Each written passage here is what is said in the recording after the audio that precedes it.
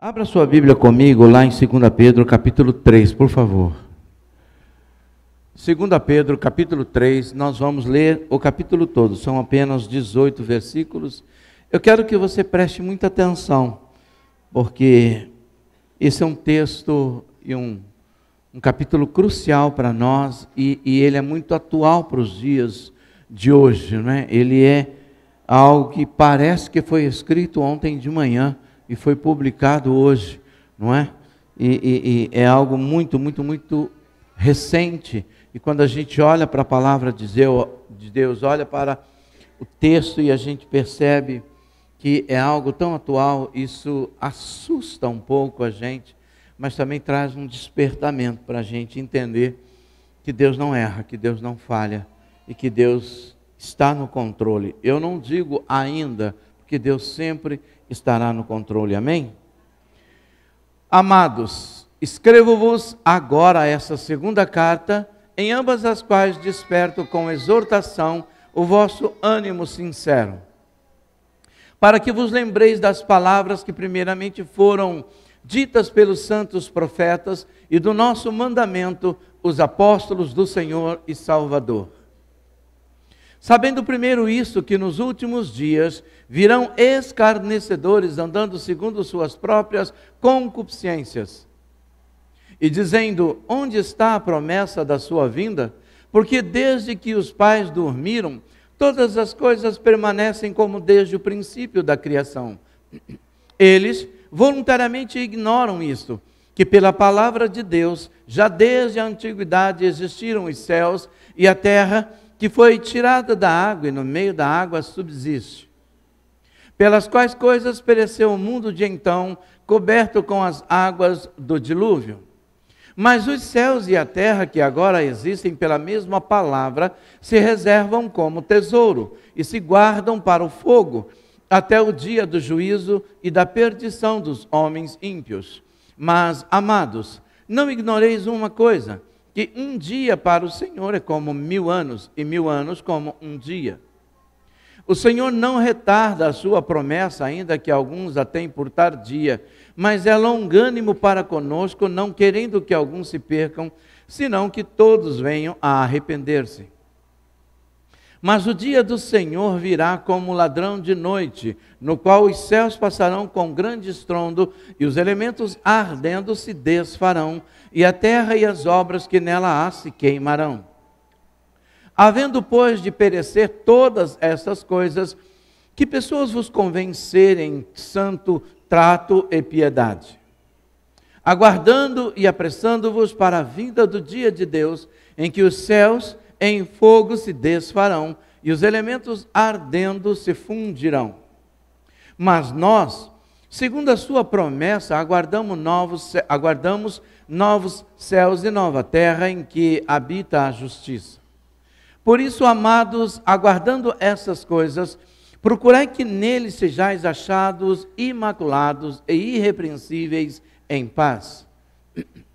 E tende por salvação a longanimidade do nosso Senhor, como também o nosso amado irmão Paulo vos escreveu, segundo a sabedoria que lhe foi dada.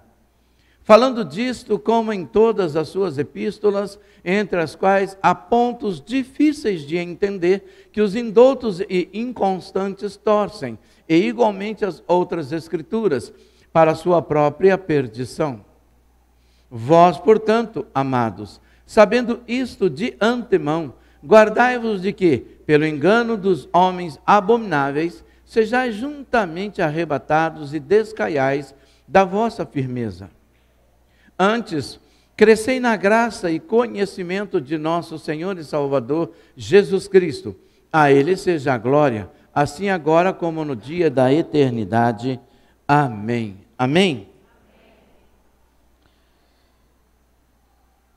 Essa carta de Pedro, a segunda carta que o apóstolo Pedro escreve, tem apenas 3 capítulos.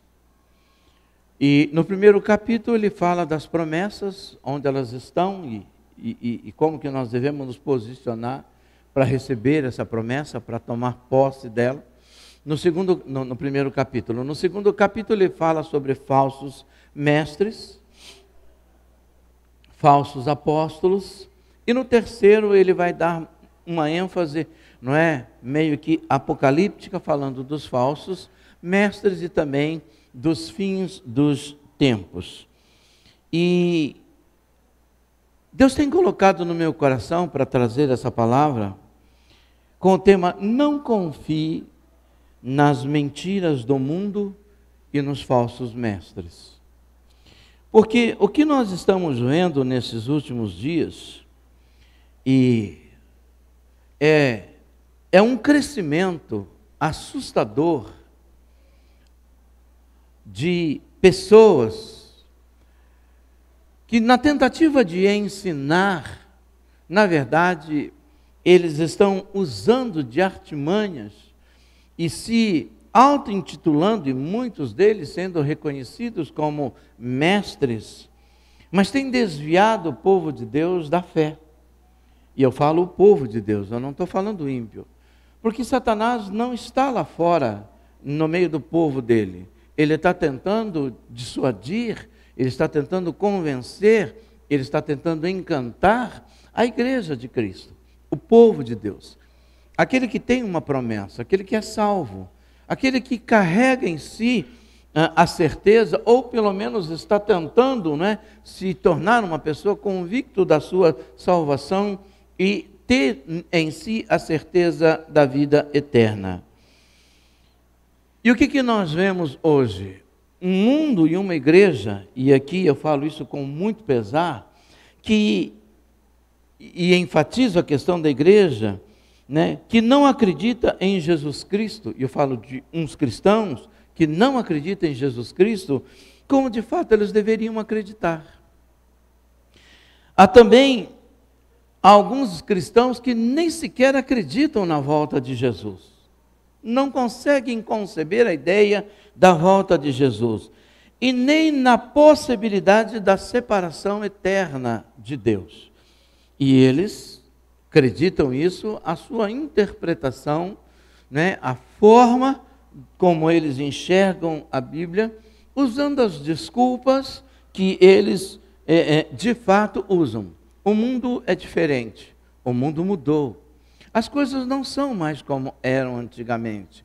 No tempo de Adão, no tempo de Eva, no tempo de Abraão, no tempo de Noé, no tempo de Sodoma e Gomorra, sabe, lá na antiguidade, o mundo era de um jeito. Hoje o mundo é diferente. O problema que nós temos que olhar não é para o mundo, porque eu não fiz uma aliança com o mundo. Nós fizemos uma aliança com Deus. E o mesmo Deus que era lá com Adão e Eva, é o mesmo Deus, era o mesmo Deus, foi o mesmo Deus que foi com Noé, é o mesmo Deus que é comigo hoje. Porque Deus não tem ontem e nem amanhã. Para Ele é tudo agora, é tudo já. Para Deus, ainda hoje, ver Adão no Éden, ou olhar o último homem, ou a última pessoa que vai nascer, para Ele é a mesma coisa. Ele está sentado na eternidade. Portanto, para ele não tem passado, não tem futuro, só tem presente. Porque ele sabe tudo o que vai acontecer. Quem não sabe sou eu, quem não sabe é você. Mas aquilo que ele falou, e quando ele abre esse hiato no tempo, que nós chamamos de Cronos, não do Kairos, porque o Kairos é o tempo dele, mas quando ele abre esse hiato chamado Cronos, ele diz que ele é o alfa e o ômega, o começo e o fim, o início de todas as coisas e o fim de todas as coisas. Tudo começou nele e tudo vai terminar nele, não é? E ele já deixou escrito tudo aquilo que eu e você precisamos saber, mais do que precisamos saber, do que precisamos fazer. Mas tem se levantado falsos mestres para tentar mudar a nossa maneira de pensar e a maneira de pensar de muitos cristãos. E é assustador como nós vemos hoje cristãos que já não pensam mais na simplicidade na Bíblia, mas alegam que a complexidade bíblica é que abre a essa vasta gama de interpretações. Na verdade, o que abre a essa vasta gama de interpretações não é a complexidade bíblica, mas é a dureza do coração do homem, é a ganância do coração de falsos mestres, né? É essa ideia de achar que a igreja é um negócio, de achar que ovelha dá muito dinheiro, não é? E é um meio mais fácil das pessoas enriquecerem, de ficarem famosos, de sentarem em tronos de ouro. Mas para isso eles precisam enganar o povo, dar ao povo o que eles querem ouvir e não o que eles precisam ouvir. Esse é o grande problema do Evangelho hoje, não é? O que você precisa ouvir? O que você gostaria de ouvir? Então é isso que eu vou te falar. Desde o gabinete até o altar, os homens estudam o que as pessoas estão precisando ouvir, e vamos levar uma palavra de ânimo, vamos levar uma palavra para levantar. Por quê? Porque a mensagem hoje, ela é antropocêntrica e não cristocêntrica. E uma mensagem antropocêntrica, ela é voltada para o centro, o homem é o centro e não Jesus Cristo. A terra é o lugar onde eu vou desfrutar de tudo e não a eternidade. E esses falsos mestres, eles vêm se levantando, incutindo isso na cabeça das pessoas, e elas estão aceitando como normal. Afinal de contas, é pastor fulano de tal, é apóstolo Beltrano, é mestre ciclano, mas você não para analisar. Pastor, mas eu não tenho conhecimento bíblico de fulano. Né? Fulano é um mestre, é um PhD, e ele conhece muito bem a palavra, eu sou obrigado a acreditar nele. Não, você não é obrigado, sabe por quê?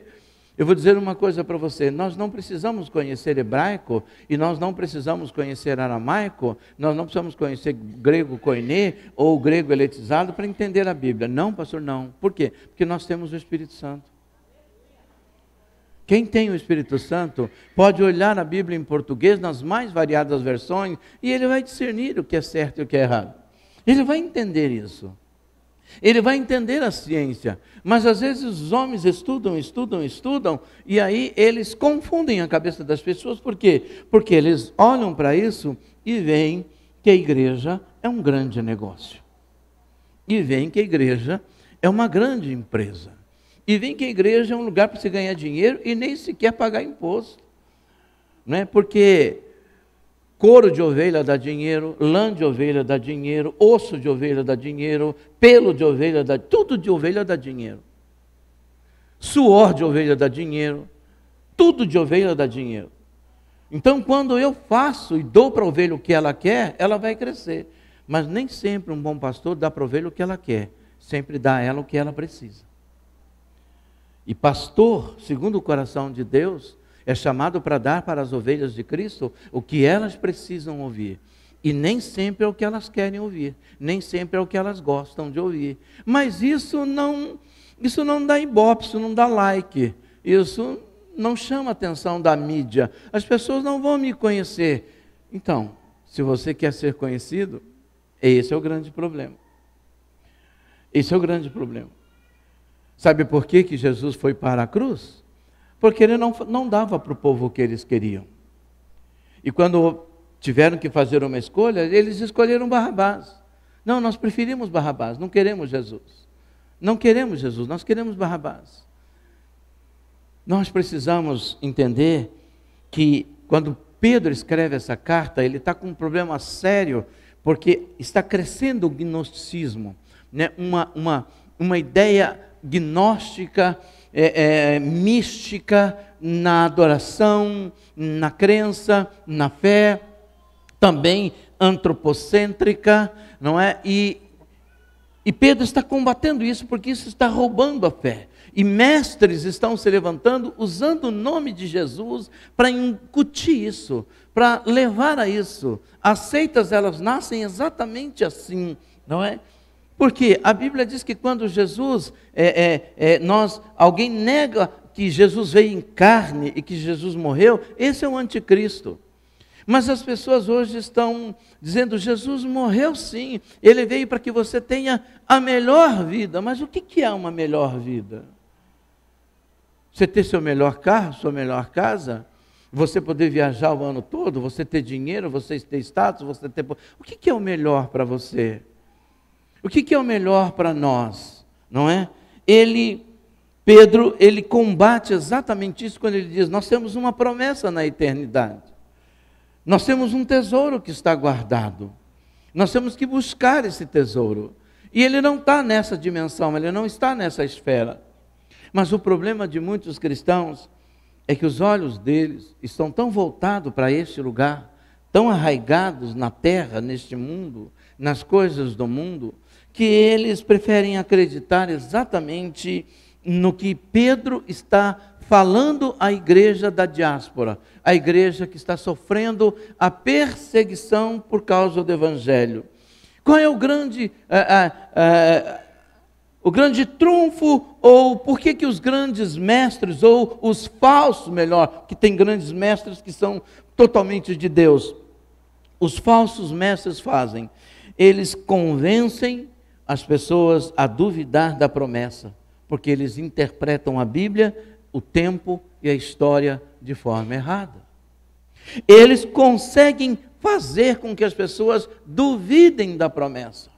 Como, por exemplo, quando Deus tirou o povo lá do Egito, e o povo chegou no meio do deserto, falaram, esse Moisés nos tirou da terra prometida e nos colocou para morrer de fome nesse deserto, para morrer de sede. Vejam quantos levantes, quantos motins aconteceram, quanta declaração de incredulidade, quanta idolatria entrou lá no deserto, o que era para eles atravessarem por 40 dias, e esses 40 dias se tornou 40 anos, exatamente porque o povo não conseguia enxergar a promessa. E o que está acontecendo com a igreja hoje? Ela não consegue enxergar a promessa. Ela não consegue visualizar a eternidade. Ela não consegue visualizar o céu. Ela não consegue visualizar esse novo céu, essa nova terra. Ela não consegue visualizar a volta de Jesus. Ela está tão cética em relação a isso, que quando a gente tenta falar sobre isso, o Senhor está delirando. Isso não é verdade. O céu é aqui. Nós temos que aproveitar. Não, está demorando demais. Versículo 3 a 7, lemos o seguinte, em 2 Pedro 3, diz o seguinte, sabendo o primeiro isto, que nos últimos dias virão escarnecedores, andando segundo os seus próprios desejos, suas próprias vontades, e dizendo, onde está a promessa da sua vinda? Porque desde que os pais dormiram, todas as coisas permanecem como desde o princípio da criação. Nada mudou. Eles voluntariamente ignoram isto, que pela palavra de Deus, já desde a antiguidade, existiam os céus e a terra que foi tirada da água, e no meio da água subsiste. Pelas quais coisas pereceu o mundo de então, coberto com as águas do dilúvio.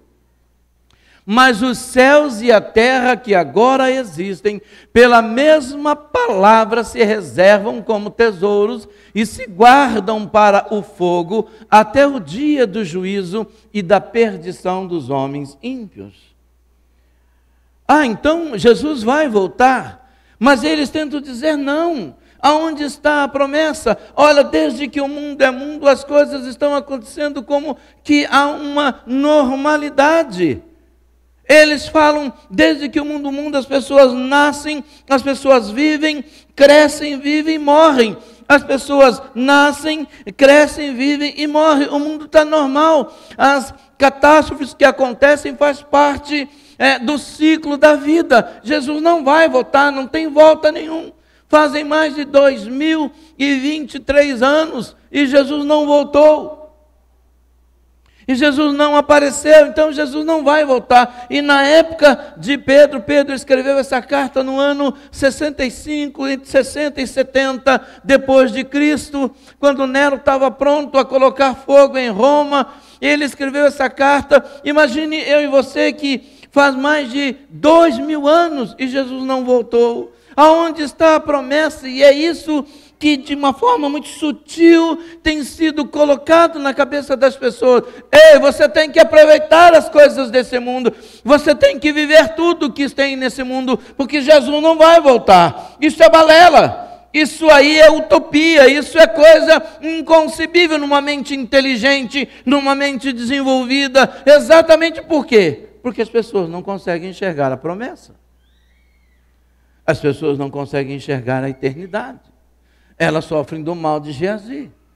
Olham o caos, mas não veem os céus. Elas olham para as coisas que são para hoje, para agora. Eu vou viver 70 anos, no máximo 80, no máximo 90, no máximo 100. Eu tenho que viver a minha vida, eu tenho que aproveitar. E eles dizem que, Pedro diz, nos últimos dias aparecerão escarnecedores, andando segundo seus próprios desejos. E o que você vê hoje? Homens falando dos seus desejos e tentando incutir em você o desejo dele. Porque ele é ganancioso, quer que você seja. Porque ele é movido em dinheiro, quer que você seja.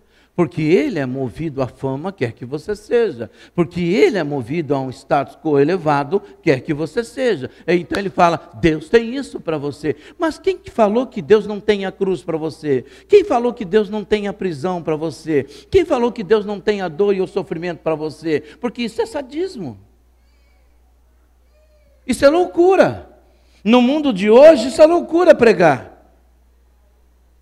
Só naquela época acontecia isso. Mas e nos países onde crentes morrem queimados, crentes morrem encerrados ao meio? Porque isso aí não é uma história de Hebreus 11, ainda hoje acontece.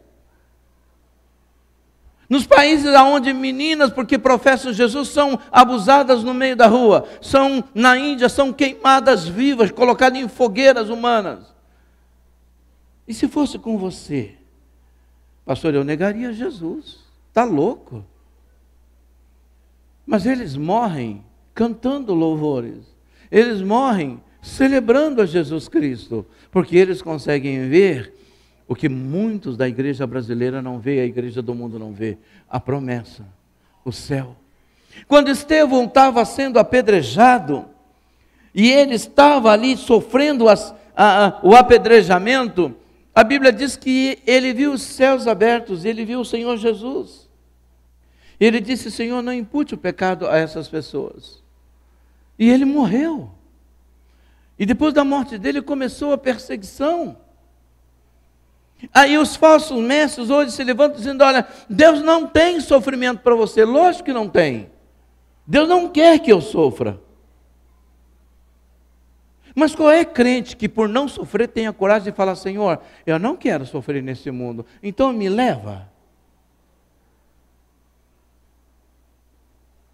Qual é o cristão que tem a coragem de falar, Senhor, eu já entreguei minha vida a Ti, Senhor, Senhor meu Deus, eu tenho certeza da minha salvação, mas eu não quero passar por aflição, eu não quero passar por dor, eu não quero passar por doença, Senhor, então me leva. Você já fez essa oração? Não? Eu não fiz. E nem vou fazer. Se você está num mundo caído, você é atingido de vez em quando. Se esse corpo não vai herdar a incorrupção, então ele é corrupto, ele sofre.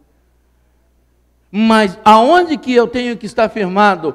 Na promessa, no Senhor da promessa. Eu tenho que estar firmado em Jesus Cristo, naquele que disse: em mim vocês podem vencer, porque Ele venceu o mundo. Jesus, Ele era tão tremendo, tão maravilhoso, tão glorioso, que Ele foi parar na cruz. Ele era bom, Ele era santo. O mundo não quis Ele. Você acha que o mundo de hoje está querendo? Você sabe qual é a relação da igreja com Jesus? A relação da igreja com o mundo é uma relação de ódio. Mas hoje não, hoje é uma relação de amor. E quando eu falo relação de ódio, é eles nos odiando. É eles nos perseguindo, mas isso não acontece. Graças a Deus, porque não acontece. Mas quando Israel fazia aliança com Baal, com medo de enfrentar Baal, eles iam para o cativeiro. Quando Israel no deserto se rebelava contra Deus, 20, 30, 40 mil pessoas morriam. Somente 2 chegou na terra prometida. Peraí, que Deus é esse? Que Deus é esse? Esse Deus, me perdoe usar essa palavra, esse Deus é louco. Ele está me tirando de lá para eu morrer aqui, não. O problema é que a gente não sabe esperar a promessa. E nós queremos esperar a promessa sentado, tomando água de coco, um solzinho, e que esse sol já venha com bronzeador. Sabe, e os falsos mestres estão dizendo isso, e a gente para ouvir, milhares e milhões de pessoas para ouvir. Nossa, é isso mesmo que eu quero ser. Eita! Aí você chega em casa, as coisas não dão certo. Você tenta e as coisas não dão certo. Você fala: é esse Deus que me ama? É esse Deus que quer? Quando Jesus chamou Paulo no caminho de Damasco, falou assim: eu vou te mostrar o quanto importa você passear, conhecer o mundo, andar nos melhores aviões, dormir nos melhores hotéis pelo meu nome. Foi isso que ele disse? Eu vou te mostrar o quanto importa sofrer pelo meu nome. Porque uns, Deus chama para um ministério, outros, Deus chama para outro ministério, mas todos estão no mundo e cada um sofre perseguições de um jeito. A perseguição hoje é psicológica. A perseguição hoje é por status, é por posição. Nós nunca desenhamos um bezerro. Quem aqui já fez um bezerro de ouro para si? Eu acredito que ninguém. Pois eu vou dizer para você quem são os bezerros de ouro da igreja. Os artistas gospel. Tem gente que gosta mais de um artista gospel do que de Jesus. É capaz de viajar quilômetros, não dá uma oferta na igreja dele, mas gasta um absurdo para assistir um show.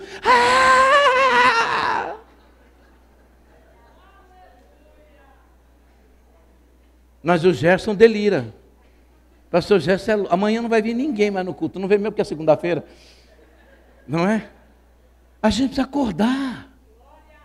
Sabe quem é que cria os ídolos? O povo. Aí o cara cobra 50 mil reais para vir na igreja, esse cara é ladrão. Não, mas foi você que criou o ladrão. Fomos ou não fomos nós? Aí, não, mas isso aí não é bezerro de ouro. O que é isso aí? Se isso não é um bezerro de ouro, é um bezerro que está comendo o seu ouro. Porque você paga. Eu não estou dizendo que ele não deva ter salário, porque digno é o trabalhador do seu salário. Mas eu estou falando, gente, que ovelha dá dinheiro. Uma vez um rapaz, um empresário, chegou para mim e falou assim: cara, como é que você pode ter uma igreja do tamanho da sua e levar a vida que você leva? Eu falei: hã? Ele falou: você é para viver muito bem. Eu falei: quem disse que eu vivo mal? Não, você é para ter tudo do bom e do melhor. Eu falei: quem disse que eu tenho tudo do ruim e do pior? Eu falei: ah, você está brincando comigo, você entendeu o que eu disse? Não, você não entendeu o que eu estou te falando. Eu tenho uma promessa na eternidade. Se Deus quiser me dar tudo aqui, Ele me dê. Se Ele não quiser me dar, Ele não me dê. Mas à custa do sangue do povo que é dele, jamais. Jamais. Ah, mas o pastor, o mestre, estudou muito para adquirir. Por isso que eu digo que digno é o trabalhador do seu salário. De fato, ele estudou muito. Mas quem inspirou? Quem deu o dom? Quem capacitou? Falsos mestres estão nascendo como capim. Pegam pessoas doentes, pegam crentes novatos, pegam pessoas iludidas, e eles falam, Jesus não vai voltar. Você precisa de uma fé, sabe, para ter uma certa segurança, você precisa mesmo de uma religião, você precisa ter alguma coisa no que se firmar, mas esquece essa história de... Há quanto tempo você não ouviu uma pregação, não ouve uma pregação sobre a volta de Jesus Cristo? Porque toda pregação sobre a volta de Jesus Cristo, ela é exortativa, é de arrancar a orelha. E a gente não gosta disso, nós não gostamos do confronto. Ninguém gosta do confronto. É óbvio que Deus tem para mim um carro, lógico que Deus tem para mim uma casa. Se digno é o trabalhador do seu salário e eu administrar bem, Deus vai me prosperar mesmo. Ué. Isso é profecia do óbvio. Agora, o cara não trabalha, o cara não faz nada, nem joga na Mega Sena. Mas Deus tem uma casa para você. Ah, mas alguém pode me doar. Você está vendo o nível do comodismo? Os mestres estão se levantando aos montes, sabe por quê? Porque existe uma necessidade no seu coração de ouvir coisas bonitas. A gente gosta disso. E isso nos desfoca da eternidade. Outra coisa que eles fazem, eles confundem longanimidade com demora. Eles confundem a longanimidade com demora. E eles falam, não, está demorando. E com isso eles enganam as pessoas para dizer que não haverá fim. Não vai haver fim. Não, fim vai ser o dia que você morrer. Morrer para você acabou. Virou pó, acabou. E não tem fim. Como não tem fim? Versículo 8 até o 12 diz assim, mas amados, não ignoreis uma coisa, que um dia para o Senhor é como 1000 anos, e 1000 anos é como um dia.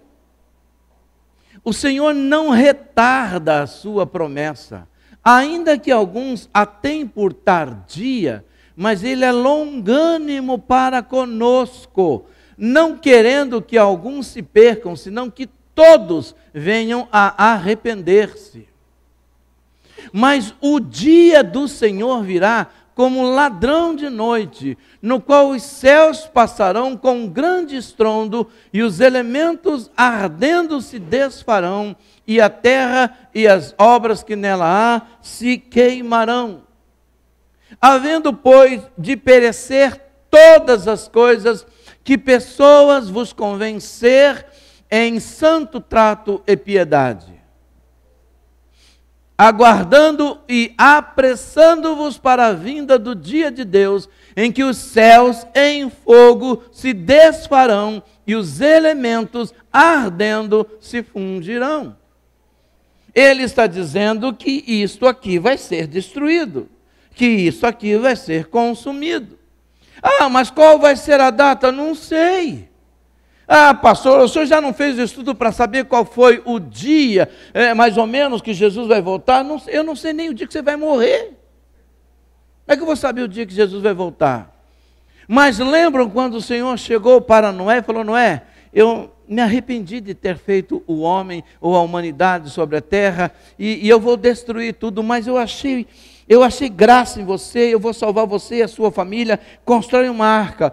Essa arca levou mais de 150 anos, e a Bíblia diz que Noé foi o pregador da sua geração, do seu tempo, por 150 anos ele pregou o Evangelho. Só que tinha um problema, o Evangelho que eu estou dizendo, a palavra de Deus, falando do fim do mundo, ele pregava o Apocalipse do seu tempo. Mas a terra não sabia o que era chuva, apenas um vapor subia da terra, ninguém sabia o que era chuva. nada vinha do céu em forma, apenas orvalho, não chuva. E ele está falando, olha, vai vir dilúvio, vai chover, vai cair água do céu, e todo mundo, ixi, Noé está Noé está doidinho da Silva. E todo mundo foi, até que ele terminou a arca, 150 anos depois. Ele construiu a arca e começou a entrar um monte de animal. Acho que todo mundo pensou, já que ninguém vai entrar, ele começou a chamar o burro, o cavalo, né? Foi começando a chamar os elefantes, e os animais foram entrando na arca, por ordem de Deus, e foram entrando, entrou tudo que Deus queria, todos os animais que Deus queria que entrasse, entrou ele com a família, travou a porta da arca, soltou a alavanca, o anjo travou por fora, aí começou a abrir o abismo, começou a vir água, o céu rompeu os seus abismos, começou a chover, aí todo mundo queria entrar na arca. Poxa vida, mas Noé deveria ser mais convincente. O que é ser mais convincente? Toda a população morreu. Morreu porque Deus não teve misericórdia? Não, Deus avisou. Deus pôs um profeta. Lembram da história e do que Deus fala sobre Lázaro no seio de Abraão? Quando Lázaro está no abismo, o rico está no paraíso, o rico está do outro lado, o rico pedindo, né? Senhor, pede para que Lázaro molhe a ponta do dedo e coloque. Não posso, tem uma distância enorme entre vocês, não tem jeito, quem está do seu lado não pode passar para cá, quem está para cá. Então manda que Lázaro vá até lá e fale para os meus irmãos para que eles não venham para esse lugar de tormento. Mas eles têm os salmos, eles têm os profetas, eles têm a lei. Se eles não conseguem acreditar no salmo, nos profetas e na lei, ainda que um morto ressuscite, eles não acreditarão. Sabe por quê? Porque fé é decisão. Fé é decisão, e eu decido acreditar. E eu vou acreditar. Eu vou tomar posse disso. E ele diz, isso aqui vai destruir. Pastor, o senhor tem uma ideia de como vai? Será que aquele louco lá da Coreia vai soltar uma bomba? Não sei. Será que de repente o cara lá da China também não sei. E o cara da Rússia? Também não sei. E o cara lá do Paraguai? Também não sei. Eu sei que o ser humano é doido. Comandado pelo Satanás é mais doido ainda. Mas está escrito que isso aqui vai acabar. Será que vai cair um meteoro bem no meio do Rochidale? Também não sei. O que eu sei é que isso aqui vai acabar. E no que o senhor está firmado? Na palavra. E o que ela diz? Que vai acabar. Que tudo isso aqui vai se desfazer, que o fogo será tanto. Mas fogo, pastor? Sim, o primeiro foi com água e o outro é com fogo. Se o primeiro que foi com água aconteceu, meu conselho, acredita que você vai acabar com fogo? Pelo amor de Deus, acredita. Porque vai acabar. Eu não sei se você vai estar aqui para ver, mas que vai acabar, vai acabar. Mas se a gente não tiver de olho na promessa, a gente entra em desespero, ou a gente cria um bloqueio. Eu não vou acreditar nisso, isso é utopia, isso é loucura, isso é devaneio, isso não é verdade, isso aqui é invenção de uma mente totalmente doentia. Não, isso aqui quem escreveu foi o Senhor, Ele inspirou homens a escreverem, mas os falsos mestres estão dizendo, não vai acontecer, não vai haver fim. O que vai acontecer é que você vai viver, depois, quando chegar o seu tempo, você morre, se vira pó, se desfaz, o espírito se desintegra e pronto, a sua história acaba. Deixa eu vou dizer uma coisinha para você. Quando Deus fez o homem, Ele soprou no homem o fôlego de vida. Amém? Então, esse sopro do homem, presta atenção no que eu vou falar, para você entender o que eu vou falar, porque isso é libertador. Eu espero que você alcance o que eu vou te falar.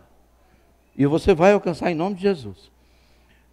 Deus soprou, saiu dele. Deus tirou vida dele para dar vida ao homem. Sim ou não? Deus é eterno? E com fé. Deus é eterno? Sim. Deus morre? Não. Então, como que o homem pode morrer se o espírito que está no homem veio de Deus? Porque se o homem morre, se o espírito do homem se desintegra, o de Deus também. E como o dele não se desintegra, o meu também não. Por isso que haverá uma separação eterna. Uns para o sofrimento eterno, os outros para o gozo eterno. Mas o espírito humano não tem como se desintegrar, porque ele veio de Deus. Por isso o desespero santo de Deus para salvar a humanidade, para salvar o homem. Não tem essa história. Pastor, eu reencarno. No que você quer reencarnar? Ah, pastor, eu quero reencarnar numa barata, porque já está comprovado que a barata supera a hecatombe. Cara, mas uma barata é feia demais. Só tem uma maneira de você sobreviver sendo barata, perto do pastor Robson, que ele vai correr de você. Os falsos mestres estão enganando a igreja, estão enganando as pessoas, e as pessoas estão aceitando como normal, dizendo, não, não vai acontecer. Mas eu posso dizer para você e afirmar por essa palavra que vai acontecer. Isaías profetizou 700 anos antes de Jesus nascer, que Jesus iria nascer. E Jesus nasceu.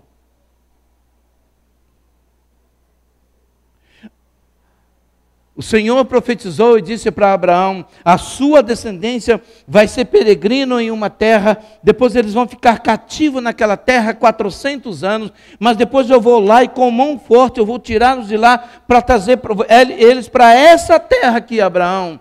Aconteceu ou não aconteceu? Aconteceu.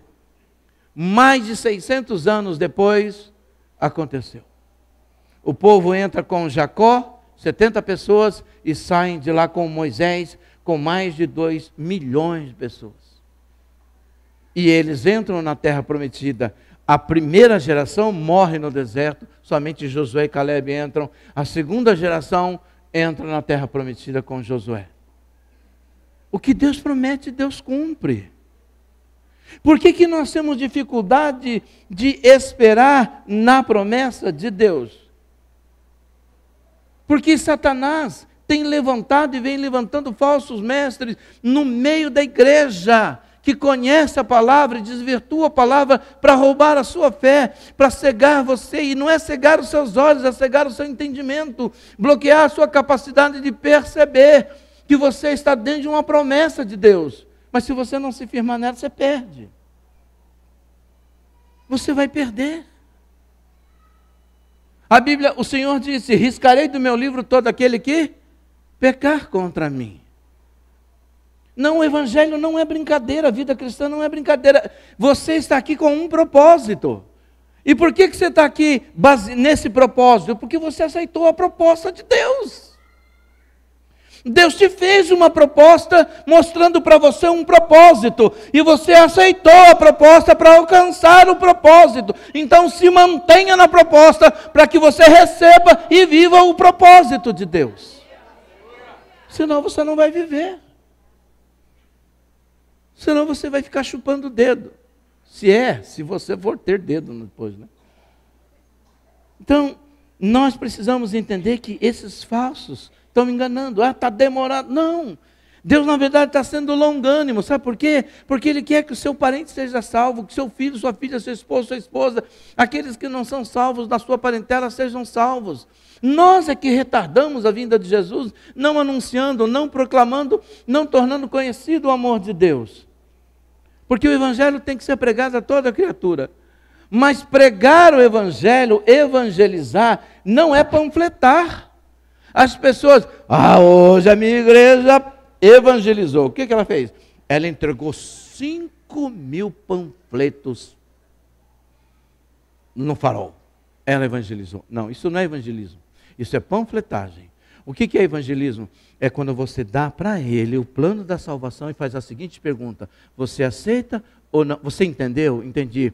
Você quer entregar sua vida a Jesus? Não, não quero. Ok, então tá bom. Esse foi evangelizado. Mas dá um papelzinho. Pastor, mas tem muita gente que foi salva. Por você ver como Deus é bom.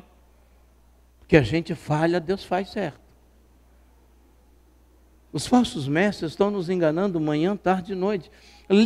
Vai para o YouTube, vê um monte de bobagem que você vai ouvir. Programas de rádio, um monte de besteira que você ouve. Por quê? Porque eles estão querendo, amados, o que você tem. Uma outra coisa que os falsos mestres fazem, e é por isso que eles estão pregando esse evangelho fácil, porque eles não querem abdicar do pecado. Para não abdicar do pecado, eles precisam desqualificar a santidade.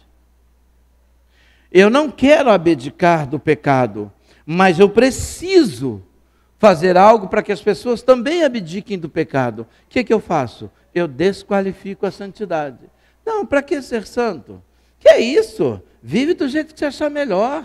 Ah, está namorando? Vai para motel, faz o que tem que fazer, faz, hoje tem de tudo aí. Ah, você quer fazer coisa errada? Pode fazer, quer fazer negócio errado? Faz. Não tem problema nenhum não, porque Deus, Ele te ama. Mas não é uma questão de amor. Quando as pessoas chegam para mim e falam assim, pastor, mas Deus me ama, pastor. Querido, não é uma questão de amor, não. É uma questão do que foi combinado. Quem está me entendendo? Sabe quando você assina um contrato com alguém, e você depois falha no contrato, essa pessoa te processa e fala assim, poxa, você não me ama, porque se você me amasse, você não... Cara, não é uma questão de amor, nós combinamos isso, nós conversamos sobre isso, nós dialogamos sobre isso. Quando eu chamei você, eu falei que as condições são essas aqui, essas são as condições. Se você não cumprir essas condições, lamento, mesmo te amando, eu não posso te pôr no meu céu. Por quê? Porque você não cumpriu. Seguir a paz e a santificação, sem a qual você não verá quem? Pronto. Ah, mas cadê o amor de Deus? Está em que Ele te deu condição de você ser uma pessoa pacífica, Ele te deu condição de você seguir a santificação. Por que você não seguiu? Ah, pastor, eu não segui porque... eu não segui porque... eu não segui porque falaram para mim que não tinha necessidade. Pois é, você acreditou mais no homem do que nele. E agora? Não é uma questão de amor. É uma questão do que foi combinado. Deus, Ele não muda a sua palavra. Ele vela por cumprir cada coisa que Ele fala. Eu quero que você entenda o que eu vou te falar. Deus não tem compromisso com você. Deus não tem compromisso comigo. Deus não tem compromisso conosco. Não. Deus tem compromisso com a palavra dEle. Se você estiver na palavra dEle, Ele vai cumprir a palavra e você vai ser atingido pela palavra dEle que você pratica. Abraão creu, obedeceu, e isso foi imputado a ele como justiça. Jesus disse, eu vim não para fazer a minha vontade, mas a vontade do Pai, daquele que me enviou. Deus tem vontade, Ele estabeleceu uma vontade para mim, mas as pessoas dizem, não é assim. Você pode aproveitar a sua vida, você pode curtir do jeito que você quiser. Não importa, o importante é você ter fé. Peraí, mas que fé é essa? Que não me obriga, que não me instiga, que não me leva a uma vida de obediência a Deus, simplesmente porque alguém falou que tem que ser assim. Nós somos ser bereanos. O povo da Bereia, quando chegava alguém lá pregar o evangelho, eles iam procurar na palavra, nos manuscritos, eles iam procurar nas escrituras se de fato era aquilo. Não é porque o pastor Gerson fala que você tem que acreditar, você precisa ser bereano, você precisa investigar a palavra de Deus. E olhar e perguntar, poxa vida, isso tem fundamento. Mas as pessoas não querem. Mas eu quero deixar um conselho para você. E o meu conselho é o item 4 dessa nossa ministração. Que você se guarde dos falsos mestres e líderes. Que você cresça e que você não abandone a promessa porque Deus não mudou. Olha o que diz o versículo 17 e 18.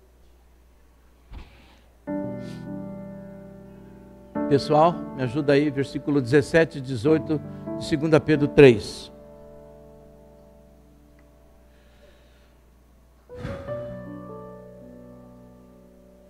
Vós, portanto, amados, sabendo isso de antemão, guardai-vos de que pelo engano dos homens abomináveis sejais juntamente com eles, é isso que está dizendo, arrebatados e descaiais da vossa firmeza, da vossa fé. Antes, cresçam na graça e no conhecimento de nosso Senhor e Salvador Jesus Cristo, que a Ele seja a glória, assim agora como no dia da eternidade. Amém. Ele está falando, fuja dessas pessoas, pare de ouvi-las, pare de segui-las, pare de acompanhar essas pessoas, porque uma hora você vai cair na armadilha, porque você tem fraqueza e você tem necessidades, e uma hora vai cair naquilo que você quer, e aí você vai ser massageado no seu ego, e você vai dizer, não, eu não preciso viver uma vida de abnegação do pecado, eu posso muito bem seguir porque Deus me ama. Não é uma questão de amor, é uma questão de obediência. É uma questão de obediência. E nós precisamos ter o nosso coração voltado para isso. Filipenses capítulo 1, versículo 6, Paulo escrevendo à igreja, ele diz, tendo por certo isto mesmo, que aquele que começou em vós a boa obra a aperfeiçoará até o dia de Jesus Cristo. Deus começou uma obra na minha e na sua vida, e Ele tem um prazo para terminá-la.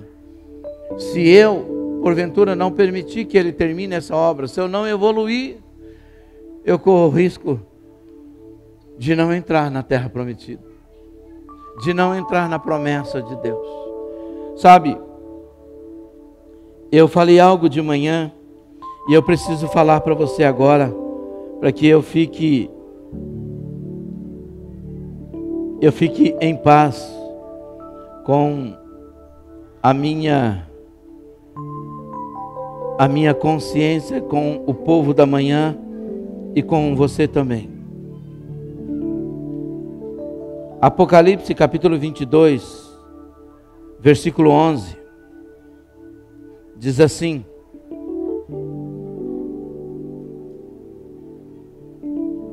continue o injusto, quem é injusto seja injusto ainda, e quem é sujo seja sujo ainda, e quem é justo seja justificado ainda, e quem é santo seja santificado ainda. 16 e 17 de 22. Eu, Jesus, enviei o meu anjo para vos testificar estas coisas nas igrejas. Eu sou a raiz e a geração de Davi, a resplandecente estrela da manhã. E o Espírito e a esposa, no caso algumas traduções, a noiva, dizem vem. E quem ouve, diga vem. E quem tem sede, diga venha. E quem quiser, tome de graça da água da vida. O que eu falei de manhã para a igreja foi, há uma coisa que você precisa fazer, e você precisa escolher. Se você de fato não quer viver a vida que Jesus tem pedido, você tem que ir para o mundo, você tem que aproveitar o mundo, você tem que chafurdar na lama e aproveitar tudo que a lama e que o mundo oferece. Você tem que comer de todas as bolotas que o mundo oferece. Você tem que fazer tudo aquilo da podridão do mundo. Você tem que aproveitar tudo, mergulhar fundo no pecado e chafurdar na lama. Por quê? Porque você vai para o inferno mesmo. Então você tem que fazer tudo que você tem direito. Você vai chegar lá no inferno e falar, Satanás, eu curti a vida mais do que você. Eu aproveitei tudo que eu tinha direito. Mas se você quer o céu, você quer a promessa, então você tem que se santificar. Você tem que levar Deus a sério. Você tem que levar o Evangelho a sério. Você tem que levar a promessa a sério. Você tem que visualizar a eternidade e mergulhar na vida, no conhecimento de Deus, no crescimento da graça, se preparando para encontrar com o Senhor. Você não pode ser como a noiva prudente, como a noiva imprudente. Você tem que ser como a noiva prudente. Porque as prudentes tinham óleo, ou seja, unção, tinham presença de Deus. As imprudentes deixaram para a última hora para correr atrás. E aí não deu tempo. Nós estamos vivendo um tempo em que a igreja, ela tem enfraquecido, porque as pessoas acham que dá para fazer, conciliar as duas coisas. Com Deus não dá. Deus escreveu para uma das igrejas, e você sabe de quem eu estou falando. E ele disse: olha, porque você não é nem quente e nem fria, eu vou vomitar você da minha boca. Porque ou você precisa ser quente, ou você precisa ser frio, mas o que você não pode ser é morno. Você não pode estar um dia com Cristo, outro dia no mundo, um dia servindo ao Senhor, outro dia servindo ao mundo. Ou você está, ou você não está. Satanás não liga de você ficar em cima do muro, mas para Deus, quem está em cima do muro não está com Ele. Nós vamos tomar uma decisão. Ou nós queremos a eternidade, ou nós queremos de fato viver a vida eterna com Deus, ou de fato nós acreditamos nessa palavra e tomamos posse dela e nos preparamos para encontrar com o Senhor, ou a gente tem que aproveitar tudo que o mundo está nos dando. Sabe por quê? Porque quem quer se perder tem que se perder com força, mas quem quer ser achado por Deus tem que ser achado com força também. Nós não podemos ficar no meio do muro. Nós não podemos ficar no meio do muro. Nós não podemos ficar em cima do muro. Nós precisamos tomar uma posição. O Senhor disse para Israel: eis que eu coloco hoje diante de vocês a vida ou a morte, a bênção ou a maldição. Escolham. E quando vocês fizerem a escolha, eu então decido o que vai ser feito. Mas vocês têm que decidir. Nós temos que decidir isso. Não é depois que a gente morre, é em vida. Porque depois que morre, já está definido o lado que você vai. E eu espero sinceramente que o seu lado seja estar com Cristo, a começar daqui. Porque a eternidade para o povo de Deus não começa quando ele morre. Começa quando ele passa na cruz, quando ele entrega a vida para Jesus Cristo. É por isso que ele diz que aquele que está nele, ainda que esteja morto, viverá. Amém? Amém? Quem entendeu essa palavra? Quem recebe essa palavra? Quem vai continuar me amando depois dessa palavra? Amém. Eu vou ver se esse amém se confirma amanhã. Fique de pé, por favor. Nós vamos orar. Olá, meus queridos! Eu quero agradecer a todos por estarem conosco nos nossos cultos online, mas eu quero lhe fazer um convite muito especial para que você esteja conosco nos cultos presenciais, aqui na Avenida Cruzeiro do Sul, 360, e eu tenho certeza que você vai amar estar com os irmãos, conversar, se relacionar. Eu garanto para você que é um momento muito especial de comunhão, de palavra, de louvor, de adoração ao nosso querido Deus. E eu quero também lembrar a todos a nossa quinta profética, que tem sido assim, gente, não tenho palavras para dizer o que é a quinta profética. Venha para você experimentar, porque é bom demais, é tudo de bom a quinta profética.